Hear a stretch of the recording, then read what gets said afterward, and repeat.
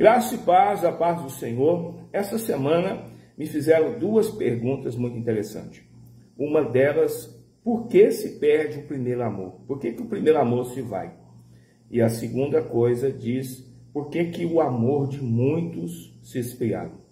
Então vamos à primeira pergunta. Está aqui em Apocalipse, no capítulo 2, versículo 4. Tenho, porém, contra ti que deixaste o teu primeiro amor. Lembra-te, pois, de onde caíste, e arrependa-te, e pratica as primeiras obras. Que palavra poderosa que Jesus diz ao apóstolo João. O que é deixar o primeiro amor? Como que uma pessoa deixa o primeiro amor? É muito simples. No primeiro amor, Jesus é a prioridade de tudo. Tudo que aquela pessoa faz, quando ela acorda de manhã ou ela vai deitar à noite, a prioridade dela é Jesus. É louvor, é adoração, é oração. Todo o tempo, essa pessoa ela está falando de Jesus para as pessoas, ela está testemunhando do que Jesus fez na vida dela, a conversão dela, o amor dela não tem limites para Cristo. Ela não para por situação, condição, luta, prova, adversidade, por nada. Ela é uma pessoa imparável. Por quê? Porque a prioridade dela na vida dela é Jesus. Então, o que acontece? Quando a pessoa está no primeiro amor, os olhos dela é somente para Jesus. Ela não está olhando o defeito dos outros, ela não está julgando as pessoas, ela não está criticando, ela de maneira alguma tenta trazer problema no corpo de Cristo, ela não tenta de maneira nenhuma prejudicar as pessoas com fofocas, com intriga, outras coisas mais. O foco dessa pessoa é um só, é Jesus. Jesus. Ela vai trabalhar, ela fala de Jesus no trabalho para os amigos, para os amigos, os colaboradores juntamente com ela. Na rua ela quer evangelizar todo mundo, ela quer orar para todo mundo. E por que essa pessoa está nesse primeiro amor, querido? É muito simples. O coração dela não tem reservas para Cristo. A prioridade dela, número um, é Jesus. É aquela pessoa que chega mais cedo da igreja, aquela pessoa que está sempre ali se dispondo a fazer as coisas na igreja, no corpo de Cristo. Porque ela sabe o que Jesus fez na vida dela. Mas vai passando o tempo, se o cristão ele não guardar o seu coração, ele começa a deixar a prioridade número um, que é Cristo, de lado. Aí começa a colocar outras prioridades. Aí vai acontecendo o quê? Vai acontecendo um retrocesso espiritual. Porque quando Cristo é prioridade, essa pessoa todo o tempo, ela está guardando o que vê, guardando o que fala, guardando o que ouve. Todo o tempo, ela quer nutrir a sua vida com a palavra de Deus. Ela quer nutrir a sua vida com uma vida de oração. Ela quer nutrir a sua vida com uma vida de santidade, uma vida de jejum, uma vida de louvor, uma vida de gratidão a Deus. Essa pessoa ela não tem tempo para desejar, praticar ou fazer as coisas desse mundo. Não. O tempo que ela tem, ela quer priorizar para Cristo. Então, muitos deixam esse primeiro amor esfriar porque deixam a fonte de lado, se afastam da fonte. Então, esse é o maior perigo.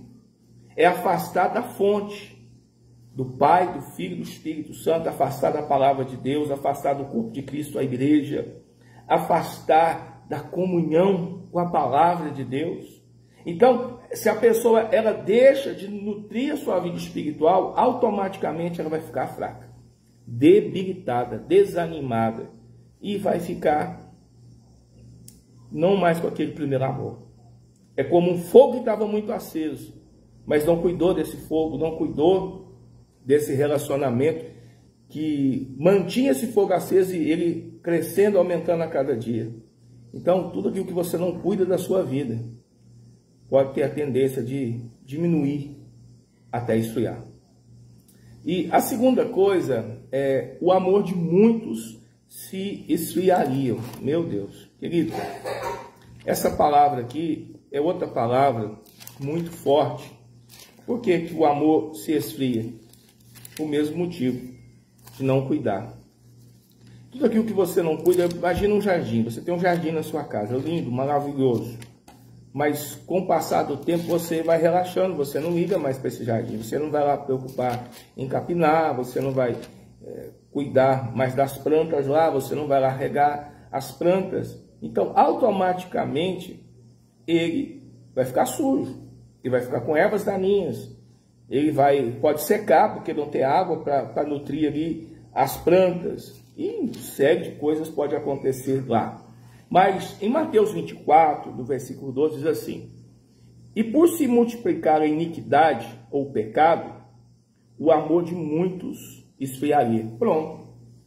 O que faz o amor esfriar? O pecado.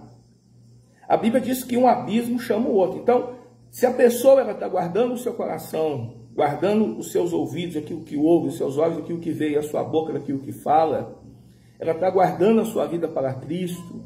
Ela sabe que o pecado traz consequências, ela sabe que o pecado gera consequências, ela sabe que o pecado entristece o coração de Deus, ela sabe que o pecado vai produzir efeitos colaterais na sua vida espiritual.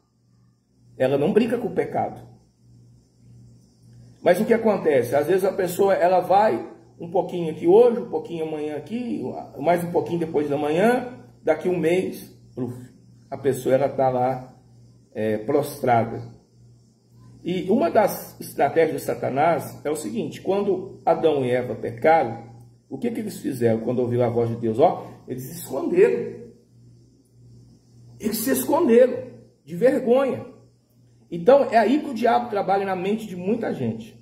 A pessoa peca, a pessoa erra, a pessoa falha.